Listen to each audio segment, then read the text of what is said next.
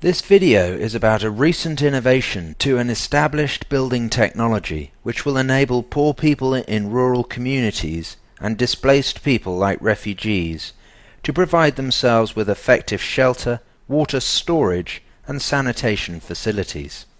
The machine in question produces stabilized blocks for building which do not need firing and which can be made on site using subsoil commonly found throughout Africa.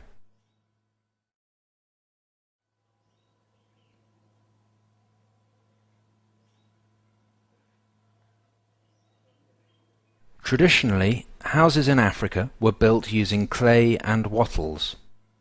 For hundreds of years, these have served as the primary building materials used in house construction all over the continent. But things are changing. About 20 years ago, clay-fired bricks arrived on the market.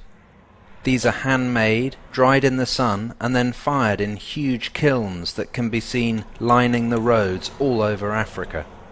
In spite of their growing popularity, these bricks have severe limitations. They are uneven in shape and require lots of mortar to construct a good wall. They also have to be transported from where they are made to the building site, with many being damaged in transit. The low quality of these clay-fired bricks also means that they cannot be used in other applications, such as sanitation projects or water storage. The clay is dug from wetlands which are drained and then excavated. Using a wooden mould, the bricks are formed and then left to dry in the sun for several days. Once dry, they are carried to the roadside and made into piles, often containing as many as 15,000 bricks. The sides of these piles are plastered with wet clay to keep the heat in, but they are far from efficient. Most damaging of all is that they have to be fired using tons of increasingly rare tropical hardwood. In all, the process usually takes about 3 months, and the finished product is often cracked, misshapen, or unevenly fired. Not only do these bricks provide poor and expensive building materials, but their manufacture has a disastrous environmental impact on Africa's dwindling hardwood forests and wetlands. Enkutu zijja mukono kabembe mayironga 8 15 bwezityo. Kisinziira ku loole gye tuba tufunye. Tufuna loole ennene emitwalo 15 taninga 5. Ekitanulu ng'eno egenda mu loole 4 ziri loole 4 z'emitwalo 8. In countries where it can be difficult to find work, brickmaking has become something that anyone can do, as long as they have the raw materials. Ekintu ekizibu ennyo kujja ttaka wansi eyo okulituusa waggulu, n'ekyokubiri kyanku kuba enkunzibu nnyo mu kugula kwazo ate n'amaanyi g'okozesa kuba kati wano enkuba ng'etonnya oba tosobola kulisambira wansi wabula oba olina kukwata kitiiyo n'olitiya ne lidda waggulu. The fires are kept burning for 24 hours, often with new wood being added. Although only a fairly recent phenomenon, brickmaking of this type has already had an unsustainable impact on Africa's forests. Tanulu kati nga weeri awo oyinza okugifunamu kale amagoba ng'oggyeko byonna sente z'okozesezza oyinza ofuna amagoba mitwalo nga 10 noba ng'osobola ate okwongera. The phenomenon of firing bricks is relatively new. It's probably in the last 15 to 20 years that people discovered that you could actually make bricks cheaply without compressing them and then fire them, and then you would use them to build houses. And of course that required a vast quantities of firewood. The problem of deforestation in Uganda is a serious one. We used to have vast hardwood forests, what we used to call tropical forests or rainforests, but most of them have been felled, they have been cleared. Desertification is with us. It's now known that the Sahara is moving southward at a rate which I think some people estimate at 20 kilometers per year. So if we keep cutting down trees, the other consequence is desertification, because we'll have no rain, the soils will be washed down, and what will remain are the bare rocks, or whatever little there is will turn into sand.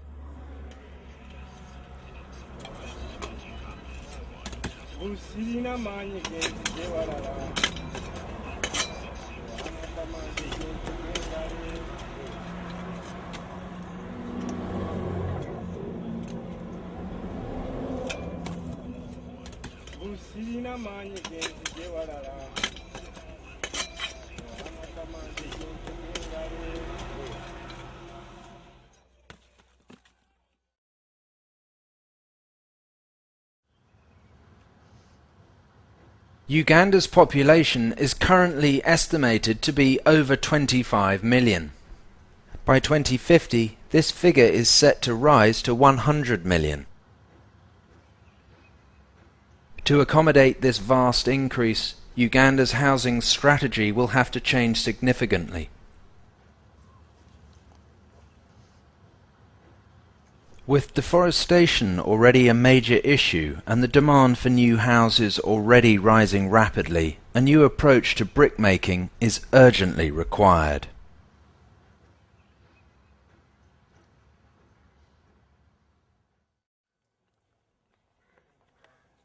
The stabilized soil block press has been manufacturing building materials in East Africa for over 20 years. It is a proven and appropriate technology designed and built in Africa and developed for African conditions. Weighing just 130 kilograms and requiring very little maintenance and training to operate, the soil block press can provide block making capabilities to anyone, anywhere.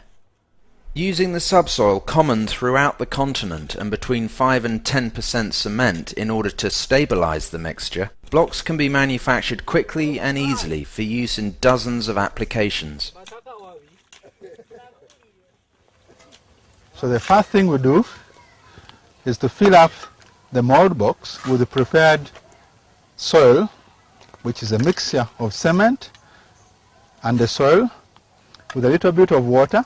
For the past 15 years, Dr. Muzazi of Makerere University, Kampala, has been developing stabilized soil block technology to meet the growing need for appropriate technology solutions to the housing problems faced in Uganda and elsewhere in Africa.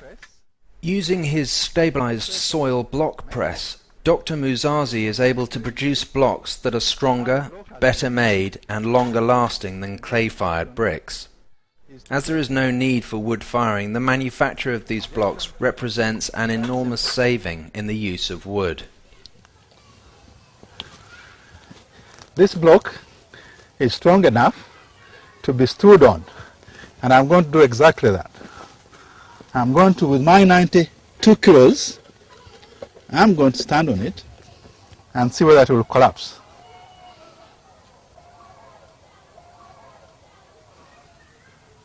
The block which we make takes only 5% of cement, and that's very little stabilization, but it is good enough stabilization because we have made tests and that block is going to be weatherproof in that you can put it in water for as long as you want, take it out, dry it, and obviously it will be usable. It will not disintegrate because of the water, which means that you can subject this block to an amount of water after it has been cured. The machine is manual in that there is no engine or any aid whatsoever. It requires simple maintenance using used engine oil. 2 men who are experienced can make between 500 and 700 blocks a day. And a day we are talking about a day of 8 hours. And that is from soil preparation to making the blocks.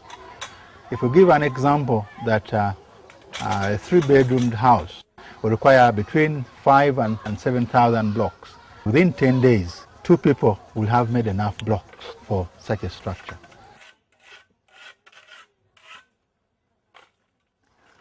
Our experience and research has shown that all types of soil in Africa can be used. The only thing one has to remember that it has to be devoid of a lot of clay. The more clay there is, the more cement that you have to use in order to stabilize it. But the soil you find in anywhere, in any compound, on any hill and anywhere can be used, as long as you remove the organic materials. The top black cotton soil, that one must be removed for one reason only, that it contains decaying organic material. And once you remove that one, anything underneath that one is what we call the subsoil, can be used for making your blocks. Field tests conducted by GTZ concluded that dry compression strength using these stabilization ratios were all in excess of the required minimum. As the technology has been developed, it has also been improved. To achieve greater strength and cost efficiencies, Dr. Muzazi has introduced the interlocking soil block and the curved interlocking soil block. These require less mortar and enable stronger structures to be built for less money. The curved blocks that interlock on all four planes are the latest innovation. They represent a unique breakthrough in the provision of affordable water storage and sanitation systems.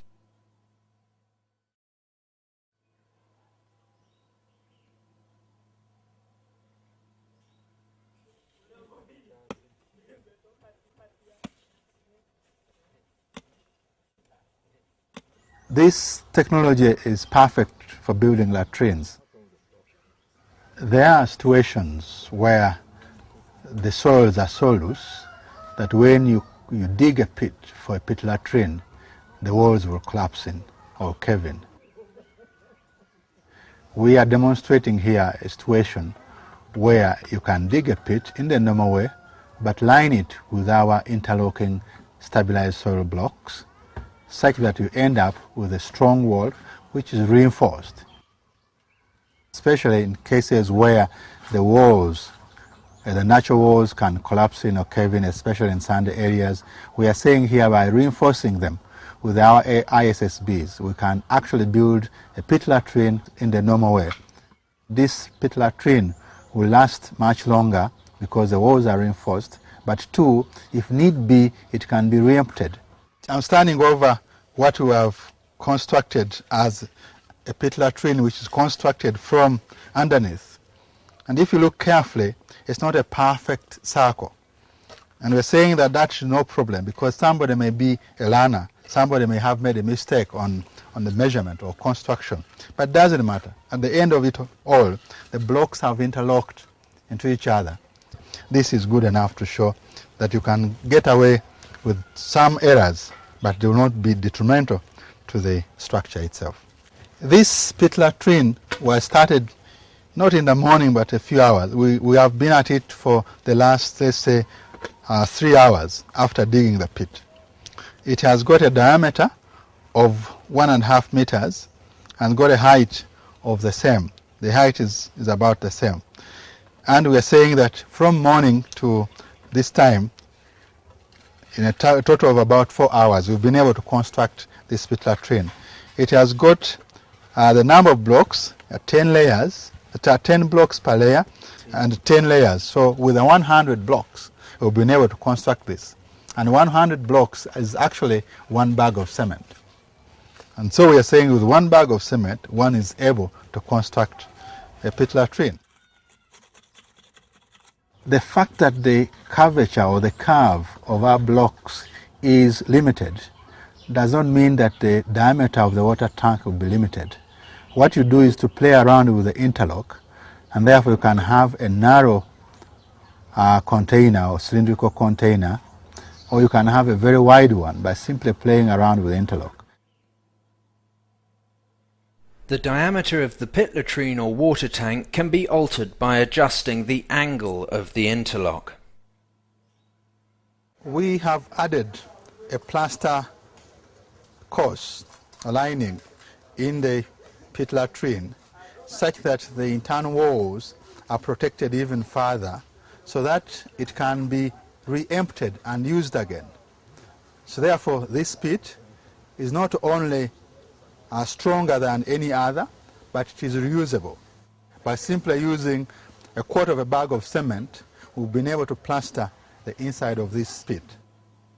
The next thing we're going to do is actually to slide a slab on top of this one.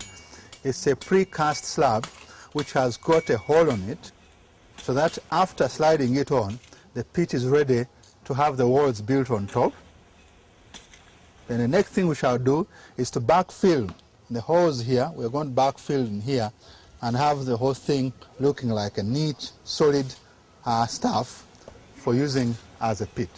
It is also possible to build multiple latrine stances using a single hole. There is an advantage of having a big hole where you're actually constructing a pit latrine but with a big circular hole, because then instead of having one stance, you can end up with 4 stances by subdividing the hole into 4, just like this. Just imagine this is your big hole. Then you put a concrete slab on top of it, and then you subdivide that into this, and therefore you're going to have your hole there, your hole there, your hole there. So you end up with the 4 stances from one hole.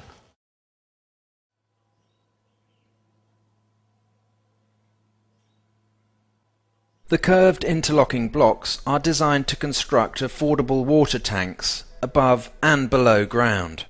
Below ground, tanks of up to 40,000 litres have been built.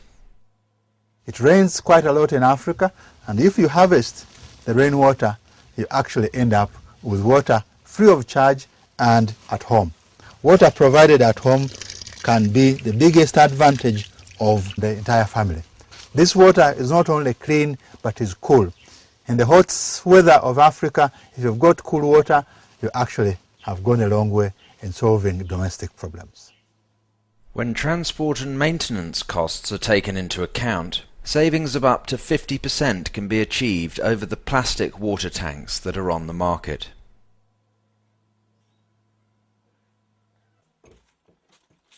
If the straight interlocking blocks are used alongside the curved interlocking blocks, this technology can provide a complete range of building materials to satisfy basic accommodation and sanitation needs.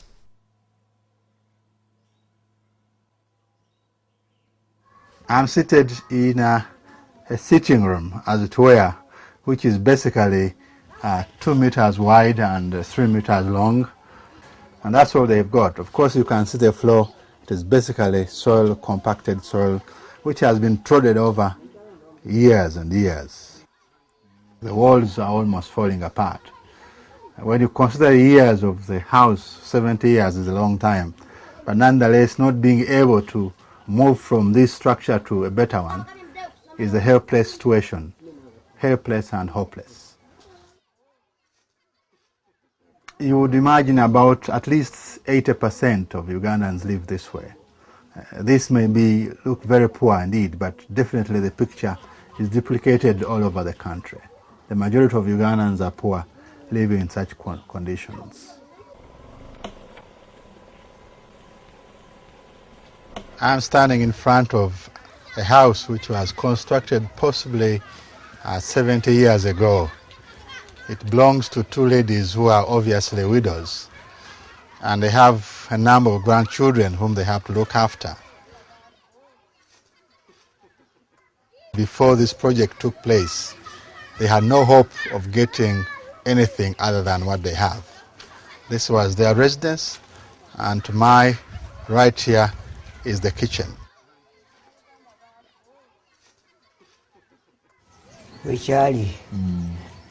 Ne batuzimbira ennyumba nebeera awo neerwawo nnyo nga tennaba kuyingirwa nga bagamba nti mulinde tujja kujja tuyingire tubalinda nga situbalaba twalaba nga tulemereddwa ne tuyingira kati obulamu obusanga otya kasookanga ovaayo kaka tuli balwadde muli balwadde awuli amagumba ogalaba tuli balwadde liko amagulu ago bwandi siba waka ate ne munnange naye mulwadde. We are now moving from this old house to the new house, and I want to show you the difference it has made to the two widows in terms of quality of life and better facilities. This is the main house.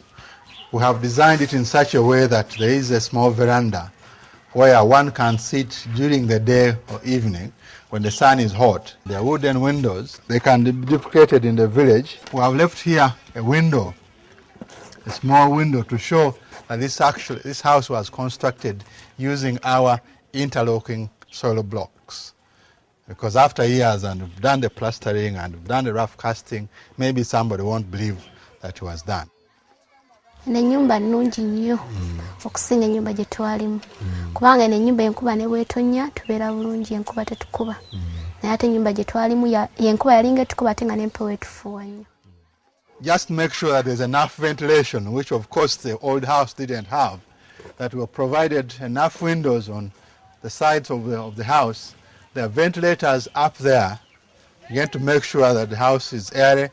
And of course, if you open it up, you don't need any light other than the natural light during the day. If you look over there, we have provided gutters so that you can harvest the rainwater from the roof into a tank here, which is 4,000 liters. This water tank was constructed using interlocking stabilized soil blocks, but the special ones that actually curve and interlock into each other, and when you do that, you end up with a circular structure or cylinder or cylindrical water tank. Of course, it's plastered inside, and the outside is simply to make sure that it will last longer. But it's magical in a sense that the ladies here, they're old women over 80 years old. They have children, some of them are dead, but they have little grandchildren. These ones would have to go and fetch water from the well or from somewhere else. Ate munaffe Museveni n'atusemera enzizi n'atuwonya ate ate tufunidde na luno enkuba bw'etonnya tukima musana bwe gwaka ne tugenda ku nayikondo. At the end of it all, one would want to know how much does it cost to construct this house, a water tank, a pit latrine, which includes a bathroom. The total cost for this is about $2,000. And that's exactly what was spent to construct the three structures. They're very vital: a home, water, and of course the pit latrine and the bathroom. It is that cheap if you use the technology we're talking about. Please remember that the materials that were brought here was only cement. The rest, the soil, was dug from a pit around here, and the house was constructed.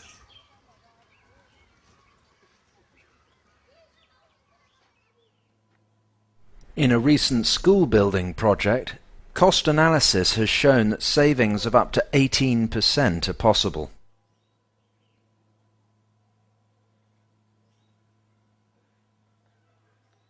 Using local materials and local labour is a vital aspect of the implementation of this technology, making it accessible to those who need it and sustainable over the long term. One machine can be used to manufacture enough blocks for an entire community's building needs. All of these water tanks at Luwera Kasana, outside Kampala, were built using one machine. There are over 500 in all. As well as providing building materials, the machines create opportunities for community participation, skills training, and income generation. It is always thought that solutions that are imported are actual solutions, imported from outside Africa to solve the African problems. I would like to state very strongly and clearly that this is not true, because after a while these solutions are not sustainable. And sustainable in a sense that you can have a high-tech machinery that is going to last for a while, but requires maintenance and spares and human resource which you cannot afford to do. The solutions that are to African problems must come from within, must come from us, the Africans, to solve the African problems. And they must be found right here, not from outside there. Africa's development is threatening its future. As the population grows and the demand for accommodation increases, the environmental inheritance of an entire continent hangs in the balance. With recent objectives such as universal primary education poised to put additional pressure on the demand for building materials, Africa's exploding population needs sustainable and affordable solutions now. The adoption of appropriate technology such as interlocking soil blocks and the manual machines that produce them must be made a priority.